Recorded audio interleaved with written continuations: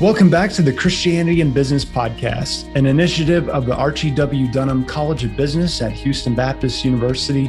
I'm your host, Darren Shearer, and this is the show that helps Christian business leaders to integrate biblical values into business.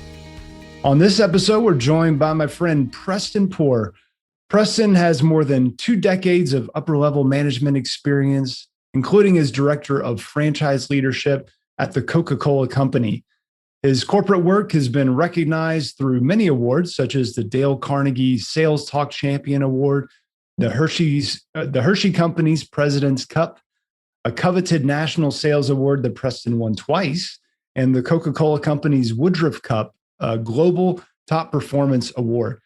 And he's the author of 21 Days to Sound Decision Making and his latest book, Discipled Leader. And he's the host of the new Discipled Leader podcast, which he co-hosts with his 2 adult kids, Caroline and Benton. Preston, welcome to the show. Thanks, Darren. Great to be here. So we're going to talk about the intersection between personal discipleship and corporate leadership. What happened when you started losing your focus on God in the workplace? It was, it was a tough time, really, for me. I always thought, Darren, that if I could perform and do so well and be recognized for that, that I'd get promoted. And I forgot about people. I forgot about the fact that it's not only what you do at work, it's how you do it and how you show up, how you treat people. And I lost my way in all that. I think strife in the workplace. I think about rumors, water cooler talk, ambition, some of those negative things. And I never really had a role model that helped me connect Monday to Sunday and Sunday to Monday. It's that secular, sacred conversation that we have a lot of times about work and church and stuff like that. And quite frank with you, I had wonderful role models in the church. But making that translation at work, I really didn't have anybody that I really looked up to that could model the Christian faith in the workplace and what that looked like. So with that, I own all of that. That wasn't anybody's fault. But some of the things that I've gone through were really the school of hard knocks. It was the way I treated people. It was the way, if either I was a manager at the time and not necessarily a leader, or maybe a bad leader at the time, or an individual contributor in the way I was a teammate to others. I just wasn't that great, to be quite frank with you. I always did good work. I always recognized for excellent work, but always question was, do we want Preston on our team or not? And that can kind of be a little frustrating at times. And I think God got me to a point where he just broke me and put me in circumstances. And all I could do was turn to him. And I'm like, Lord, I don't get this. What's going on? And during that breaking period, is when he started to intervene and put people in my life that helped me start to grow and see how I can not only build up my faith and then integrate it in the workplace and then actually go make a difference in the workplace. So that's kind of what happened. It was a negative and tough experience, but that school of hard knocks actually resulted in a lot of the stories that are in the book, Discipled Leader, that I wrote, because it's kind of a memoir, if you will, is my transition moving from a rough, tough individual in the workplace, not as maybe empathetic as I could have been, to somebody that actually truly became empathetic and led well. And I that's really about what the book's all about. And one of those stories that you share right off the bat, and I think it was probably one of those trigger moments where you realize something's got to change, is when you had 2 employees quit. And why did they quit, and how did you respond to that? Gosh. So I can remember both of them. I can remember hiring one of them. They were a new associate, and one of the individuals, I had gotten promoted, and then I hired somebody that was in a different location where I was. And so I was having to manage up and manage around me in the new circumstance, but then also go down and try and manage and develop a new associate. And I hired somebody I thought that had the talent, skills, and abilities to do it. I got all kinds of pressure from people that were around the new associate saying they were cutting, or the individual wasn't cutting it. And so I did everything I could to help that associate, but I think I talked down to that individual during that time frame. I wasn't respectful. I wasn't empathetic. I was kind of like, do it the way I did it and you'll be successful type thing. The other associate was a longtime employee that I had, I guess, adopted as a teammate of mine when a promotion happened. And I continued to push that individual because I heard that individual's performance wasn't good either. And so with both of those, I really didn't know how to handle that as a leader. I never really had anybody say, hey, Press, here's how you can walk through this. And also, I never really engaged others. I thought I had it all in my head about, I know what to do. I'm going to go show them how to do it. And then they will go make it happen. It's going to be up to them whether they succeed or not. And I learned very quickly that I approached it wrong. I remember both of them quitting on me. I remember one of them called and said, hey, last day, and we were all a little bit shocked on it, but my boss actually drove down to the other location to meet with the individual and got that individual side of the story and came back and talked to me about it. And there's two sides to every story and everything, right? And then the other individual, I'll never forget, and I think this is, I'm pretty sure I wrote this in the book because there's a whole section on how I went through executive coaching to make a transformation around this and the help that that coach gave me. But that other individual, we got on the phone and we were about to do a annual review, and it just annual review circumstances. And I was waiting for my boss to come into the room, and I'm sitting there on the phone with the individual. And as I get started, the individual says, hey, no need to go through all this. Preston, you're a jerk. I'm quitting today. Wow. Right. So those two circumstances, my manager at the time looked at me and said, Preston, you do a great job. Everybody recognizes you do great work. But in order for you to continue to advance in your career or even outside of this career, you got to learn how to deal with people. What you're doing is not working right now. And that was a breaking point for me, Darren, quite honest with you. It was a tough circumstance, but I think that's really where I started leaning in and saying, okay, God, I gave myself to him. I said, I'm broken. I have this bent toward leadership. Obviously, I don't know what I'm doing. If you'll show me and put people in my life about what to do and how to do that, engage in your word and pray and live out my faith in the workplace and make a difference, show me how to do that. And he did. And that started, that whole process really started in my heart, probably back in 2004 and 2005 when the breaking started happening. Yeah. Well, it's a liberating thing to be able to talk about those scenarios on the other side of it in a way that you can find redemption through it so that you can be better and help others be better. Because I think probably many of us leaders, myself included, have been accused of being condescending to people. I mean, when you're kind of the nature of your job is to point people in the direction they should go, when probably many of them already have a sense of, well, I think I should be doing it this way, or going this direction.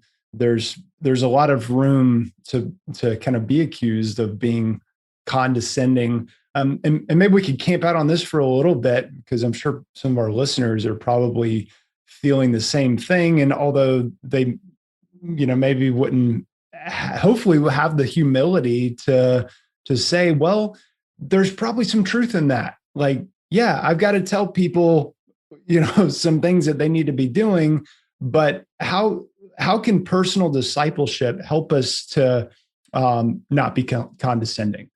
Yeah. So thank you for the question.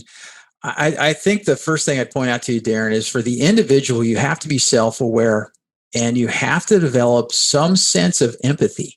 I've taken the empathy test scores and I score pretty low on those. So it's something I have to develop, but it's really about how do you listen to folks? How do you care about them? How do you build trust with that individual? And I didn't have any of those things with those associates, and many around me is from a teammate perspective. But I found over time that if I can become empathetic, and empathy and listening really comes from love, right? And that's how, if your motive is, if you're loving other people and you want the very best for them, you want to help them develop, help them succeed, give them the tools that they need to do well in their role, and help them, get promoted, have families, buy houses, succeed, do all that great stuff that they can do and progress in their career. That's a much better position to be in with people than it's about me and I'm going to work through you to get where I want to go, versus working with you for us to accomplish some great things in the organization. And so it really was just a mindset shift. And so when you're condescending to somebody, it's a pride thing. You're talking down to somebody. I had somebody tell me, a leader that what I does work it with. sound? What does it sound like when you're condescending? Just so we're all on the same page here. Yeah. So, well, what does it sound like? You know what? When something goes wrong, or something's not done the way that you think it should go, you speak to somebody in tone, or the words that you use, or it's the visual, the body language that you use towards somebody. That's the old visual, verbal, and vocal, right? About how we communicate. And you can communicate micro inequities and condensation, or being condescending to anybody through those three ways. And if you are in any way in those three areas acting towards somebody without dignity and respect, and that you're higher than they are, in your comments, in your emails, in your telephone conversations, in your Zoom call, those things can come across as condescending. I think a lot of it too, Darren, is talking. When I say condescending, I'm talking about talking down to somebody. Mm-hmm. And I find as leaders that when you're asking, I think you mentioned something about direction and things like that. Yeah, you can direct people, but I prefer a Socratic approach. I prefer coaching. I prefer asking questions now, where I told people what to do before.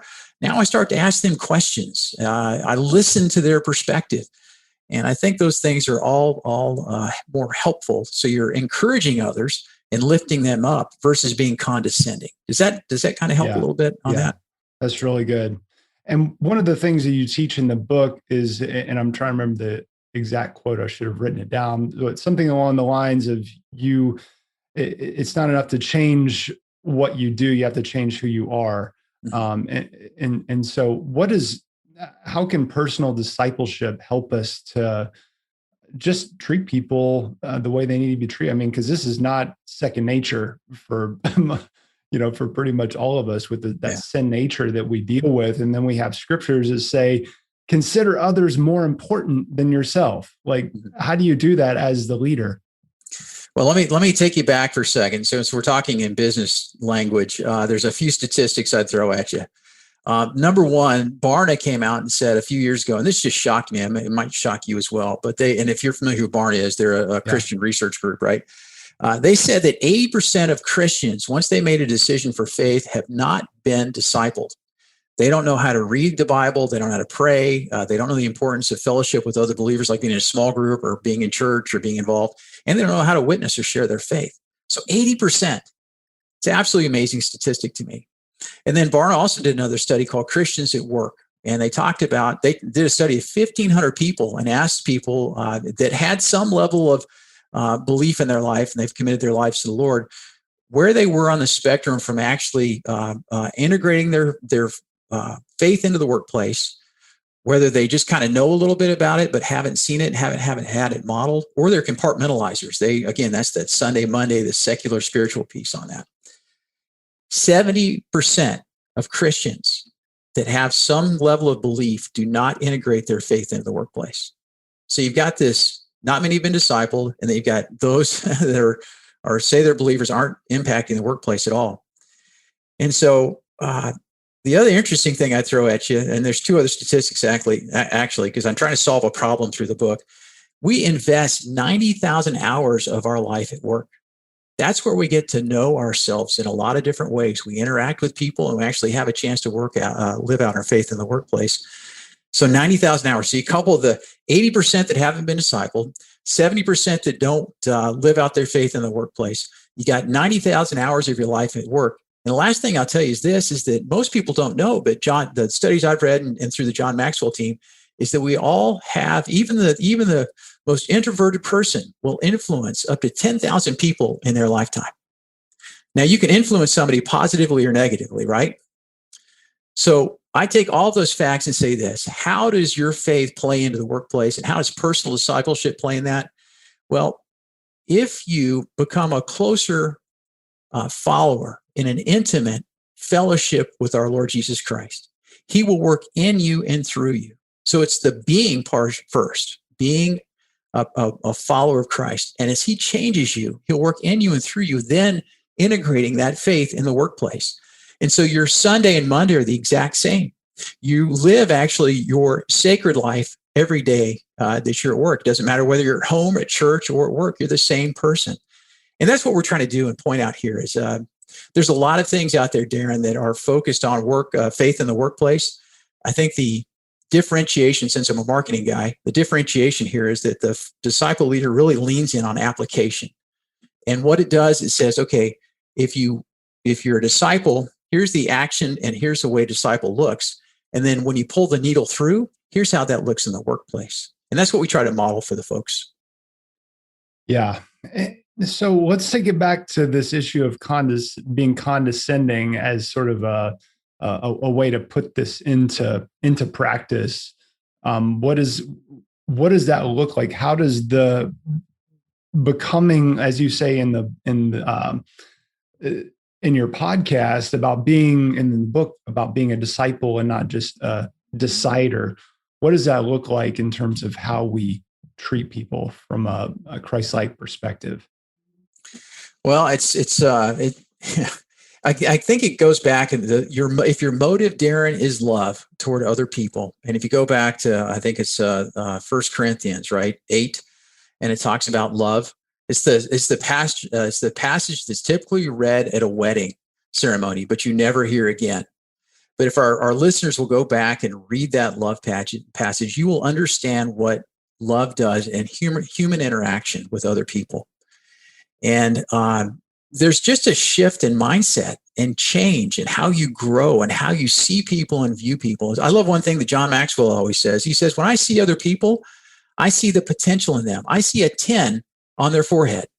He literally says, it's really how you view people and how you see people. And are you an associate that's trying to climb the ladder and get promoted for the things that you can achieve? Or are you trying to help other people achieve what they want to? I found that if I can help other people grow and achieve what they want to, it helps me in the end. And so that's kind of reverse logic, isn't it? I always tell people too that, and this is something I learned from James Dobson a long, long time ago, because he tells a story. I don't know if you've heard this, Darren, but he tells a story about how he went back to his high school. And he used to be a tennis champion, or it's a college or high school, I can't remember. But he went back and all of his old trophies he actually saw in the trash can. And he always makes the point, I've heard him say this, that people won't remember what you accomplished necessarily, but they will remember how you made them feel. Yeah. And so think about that. When I pass away someday, nobody's going to remember that Preston wrote a book. Nobody's going to remember that I got awards working at work, or I did these different things. But it's the people around me that are going to remember how I treated them, or an associate that I had at work. Because I'm getting close to retirement, to be quite frank with you, in this current career before I move into another chapter. But my hope is the people that I've been around will remember how I made them feel and how I helped make the workplace a better place. Not necessarily what, we gained availability on a certain product or knocked a home run on this or whatever. They're not going to look back on those things, but they'll say, hey, hopefully that Preston Poore made a difference and he helped me in a certain way. Yeah, that is so good. So, Preston, what actions do you want people to take as a result of listening to this interview? When you take those statistics that I just gave you, and I'm going to talk about 2 of them, the 80% of those who don't or have not been discipled. And what I mean by that is if you have given your life to Christ at some point and you are, quote unquote, a decider, I would encourage you to become a disciple. And what do I mean by that? It's somebody that intimately knows and follows Jesus and his ways, and that the Lord works in and through. I'd invite you to do that, because if you do that, then the Lord will work with you and through you to impact your workplace. So the whole premise of this book, Darren, it actually started as just a discipleship book, but we pulled it through to the workplace and wanted to show people what excellent leadership looked like. And so I'd love for the listeners to go and invest time in being discipled, saying, hey, am I one of those 80%? How can I grow in my relationship with the Lord? And I know then that I've got a place that I can potentially look and disciple leader for examples about how to be a better leader in the workplace and how to grow Christ-like character, influence others, and change the environment that they're in. Excellent. And PrestonPoore.com is the website, PrestonPoore.com. What do you want to say about the book and the podcast? What you know what, Darren? I don't know. I tell most people, there's a few things I want to share with you on this. Do you know what happened on July 20th, 1969? Do you know what happened? Is that when we landed on the moon? Oh, that's awesome. I love it. So you're one of the few people that have actually asked and that knew that. But here's the skinny on that. Do you know when my book launches? You probably don't know the exact date, but you know what date? It's July the 20th. Nice. And when I heard that, and I heard this analogy of the first time man landed on a moon, when Kennedy and NASA and everybody put their moonshot up, what seemed impossible became possible that day on July 20th, 1969. And I heard a still small voice in me say, Preston, I've put your book for launch on July 20th because what you thought was impossible will become very possible that day. Why do I say it was impossible? It's because I've had 30 rejections from publishers. I've been through 3 editors. I've had 2 agents. I've had all kinds of revisions on the book. It took me 10 years to write. But the length in that, it was a crock pot in terms of getting everything together versus a microwave. It didn't happen quickly. And I think what the readers are going to get out of this are some real life, honest stories about, and I'm very vulnerable and transparent in the book about the challenges I had. And hopefully people will be able to relate to those. And they are pointed to our Lord Jesus Christ that can help them and work in them and through them. So it was a struggle to get the book written. I am told sometimes that the journey I was on is typical. I'm not sure. I know J.K. Rowling, right, with the Harry Potter books, went through a similar experience. So if the Disciple Leader sells maybe 1% of what she sold, we'll be in great shape. Yes. Amen. And you also have a book, 21 Days to Sound Decision-Making. You want to give a little plug for that one as well?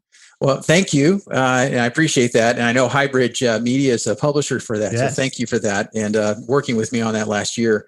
You know, I wrote it. So I said it took me 10 years to write Disciple Leader and get it all the way to publish with a traditional publisher.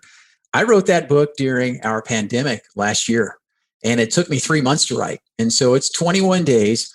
And what I do in that is I unpack how to make decisions. There's a framework to how to make decisions. And where it all starts, Darren, is that I found that most people, if they have a decision-making framework or know how to make decisions, they don't gain divine input first. And so as a believer, I lead people into the role of the Holy Spirit, seeking God and his wisdom, his input, his discernment, what all that looks like. And then I get real practical. And I walk them through a framework, and it's 5 steps on making a decision. Number 1, you have to define what your decision is going to be. Number 2, you brainstorm. Number 3, you actually make the decision. We've got like an 8 or 9 step point on that, points that you have to do to make a great decision. Then you have to act. The interesting thing is that no decision is actually made until it's converted into action. And so I always use that phrase, but I think that gets people, you can make a decision, but if you don't act on it, then nothing ever happens. And last but not least, the last step is evaluate and examine. And I use a little play on what Plato said. Actually, it was Socrates, I'm sorry. He said that the unexamined life is not worth living. I put a spin on that, and I said the unexamined decision is not worth making.